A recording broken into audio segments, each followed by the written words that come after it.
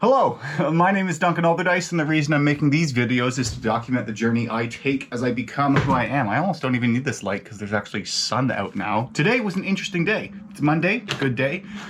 57 dials, so low. 0 book demos as well. But I did, like, the reason why that's not that bad is 134 requests sent on LinkedIn with 5 accepted and 2 replies. I set up a new, like, sort of, for the people who actually connect with me, the initial message, I was just copying what somebody else was doing that was having success with it, was having success with it, was doing. But I changed it up because I did. And the first message, I make it similar to the actual cold calls I make. Like I go like, hi person, thanks for the connection. Like, this is a prospecting message. And then I hit them with the stats like 350,000 available investable assets, 85% having insurance needs or gaps, and what was the other one? 200K incomes. Like, so, because I find that second paragraph is a little bit, sleazy is not the right word, but scammy. That's more what it is. Like it seems to evoke more negative response from people and puts us into the mental category of just lead service where you're buying a random list of names that then people will go like, well, why don't you just service the clients themselves, yourself? Like, if it's such a good opportunity, like it sounds too good to be true. So that's a fair criticism or judgment. But when I say it's a prospecting message, and like apply that frame, then when I use my like marketing kind of sales tactics, they're expecting that. But then it's like, okay, like that's what is actually, it comes across as less scammy because you admitted it. I think it's like that Eminem 8 Mile thing. Like, if I say the insults the other person is about to say about me before they have a chance to say them to me about me, then they have nothing to say negative about me. But again, 2 replies. Well, actually, there was a couple more on the weekend. But whatever. So that's that, as well as 2 held demos, though they're pseudo held demos. Okay, so one in the morning, it was a no-show at 10, but then they called back at 10:40, and then immediately they're like, what do you got? Like, it wasn't a good conversation whatsoever. Then I had another follow-up at 4. They just didn't, they picked up, but I got their assistant who said that they couldn't reach them either, which was strange because that means they're not interested. So I put them in, I marked them as lost. And then as well, what's the other thing that happened? Then the call I just got off of was with a guy. He picked up, that was good, gave a verbal yes, would like to move forward, asked if he wanted to, like, if it was going like with the green level or gold at a discount. He said green, just to make more sense with him. I said great, like there's no difference between the actual lead quality. Okay, so we're happy with that. And then what else? But then the other then it was going because he wanted to start end of March. I was going like, well, we could, if you put it down to deposit in full today, we could delay when those households actually came.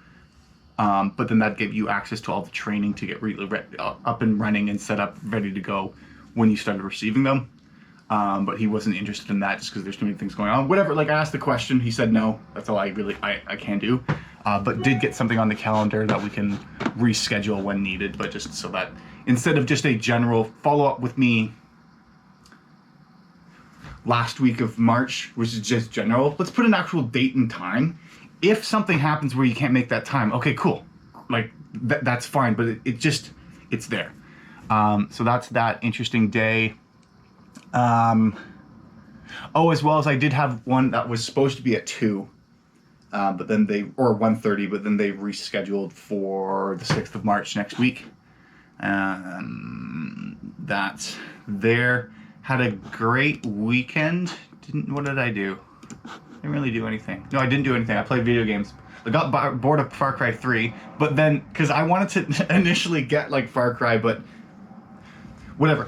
Sunday morning I wake up and there's like a sale on all Ubisoft games, like on Steam, like a massive one. So I actually bought Far Cry 5 for like $13 when originally it was like $80 or $70. So like, I'm not buying it at $80 now, but 13, like, that's a steal.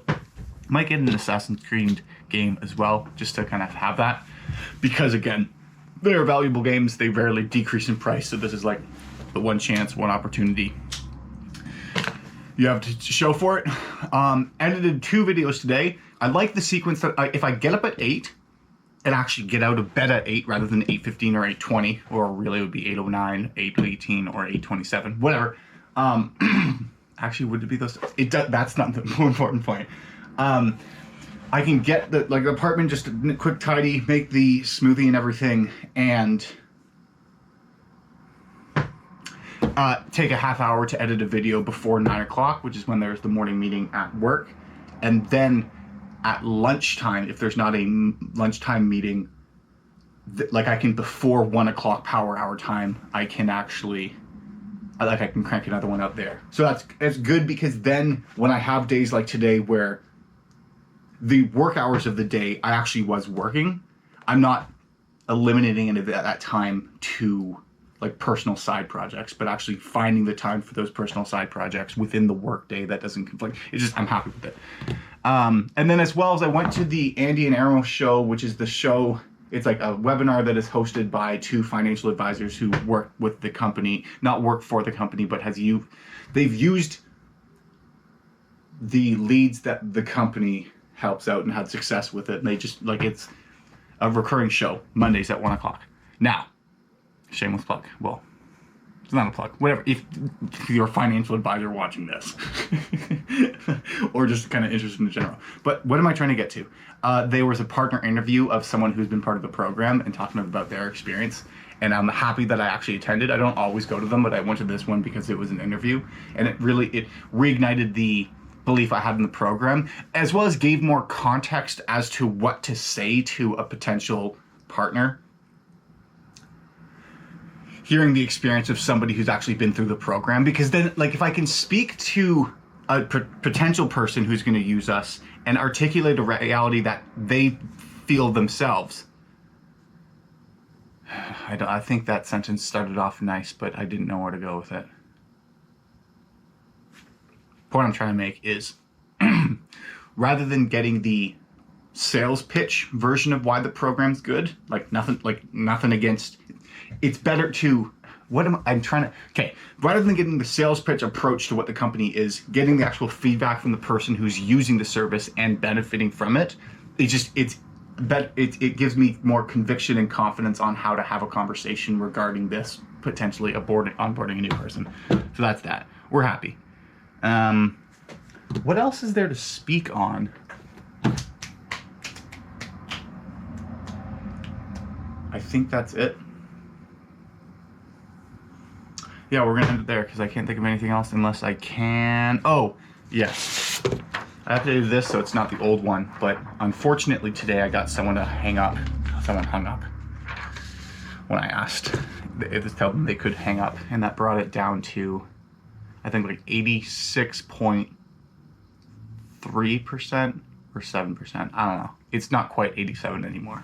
So not fully that, or no, it's beyond 87. It just isn't quite that 87.5, which means 1 out of 8 people hang up. Anyways, happy about the day. I'll talk to you later.